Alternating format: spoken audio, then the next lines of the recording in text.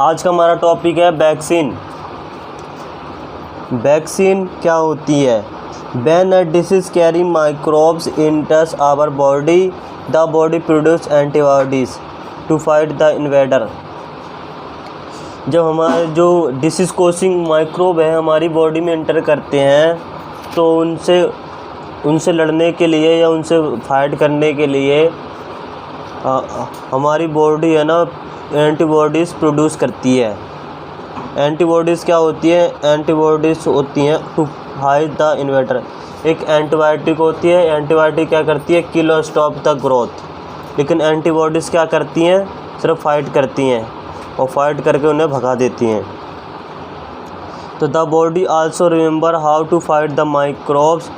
तो बॉडी जो एंटीबॉडीज़ कहती है वो ये भी कहती है कि हमें माइक्रोब्स के साथ कैसे फाइट करना है। इफ़ इट इंटर्स अगेन, अगर ये दोबारा से इंटर करते हैं। If dead or weakened microbes are introduce into a body. यदि डेड मतलब मरे हुए और वीकेंड मतलब कमज़ोर microbes are introduce into a body, enter करते हैं हेल्थी बॉडी में, तो the body fights and kill the invading bacteria by producing suitable antibody. तो एंटीबॉडी प्रोड्यूस करती है हमारी बॉडी, जो क्या करती है? Kill the bacteria. The antibodies remain in the body and we are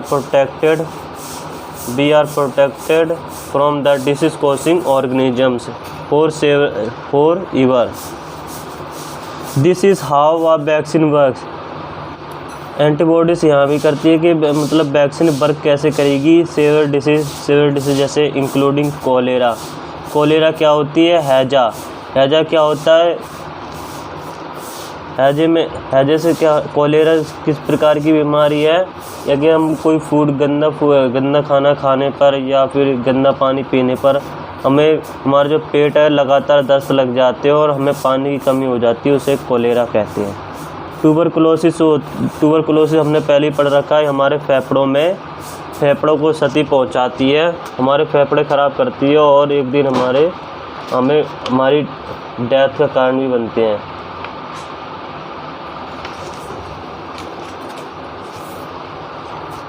small pox को गाँव में कई माता भी कहते हैं। जो स्मॉल टीनी स्ट्रक्चर के दाने निकलते हैं उसे क्या कहते हैं? Smallpox. And hepatitis A, hepatitis B, hepatitis C. Hepatitis होती है लीवर की सूजन, लीवर में सूजन आ जाती है तो उस बीमारी को क्या कहते हैं हम? Hepatitis. Can be prevented by vaccination. ये जो बीमारी है इनको हम वैक्सीनेशन द्वारा टीका द्वारा रोक सकते हैं। Edward Jenner discovered the vaccine for smallpox is 1798 में वैक्सीन डिस्कवर की थी। किसने? एडवर्ड जेनर ने। स्मॉल पॉक्स हो जाती है उसकी वैक्सीन डिस्कवर की थी 1798 में। In your childhood you must have been gives injection to protect yourself against several disease. तुम्हारे बचपन में तुम्हें इंजेक्शन लगाए जाते होंगे, किसके लिए? कोई डिसीज़ के बचाव के लिए। Can you prepare a list of this disease? You may take a help from your parents. आपने देखा होगा कि बचपन में आपको पोलियो की दवा पिलाई जाती है। तो पोलियो की दवा किस लिए पिलाई जाती है? ताकि आपको बैक्टीरिया वायरस से जो बीमारी होती है उनसे बचा जा सके, इसलिए आपको क्या पोलियो पिलाई जाती थी। It is essential to protect all children against this disease. यहाँ सब बहुत ही ज़रूरी है, इसेंशियल है to protect all children against this disease के विरुद्ध protection. Necessary vaccine are available in the nearly hospital. और जो लाभकारी जो मतलब नेसेसरी वैक्सीन है are available in the near वाले हॉस्पिटल, वो हमारे हॉस्पिटल में ये वैक्सीन मिल जाती हैं। You might have seen the advertisements on TV and newspaper regarding protection of children against polio under the Pulse Polio program। आपने TV में एडवर्टीजमेंट भी देखा होगा, न्यूज़पेपर में भी खबर आपने देखी होगी कि पोलियो अभियान under the pulse polio programme. Pulse polio programme भी चला होगा। पल्स पोलियो प्रोग्राम क्या होता है? 5 साल से कम उम्र के बच्चों को पोलियो की दवा पिलाई जाती है, जो एक वैक्सीन के रूप में होती है। Polio drops given to the children are actually a vaccine. ये क्या होती है? एक वैक्सीन होती है। A worldwide campaign against smallpox has finally led to its eradication from most part of the world. Smallpox से पूरा वर्ल्ड कई बार मतलब खतरे में पड़ा है।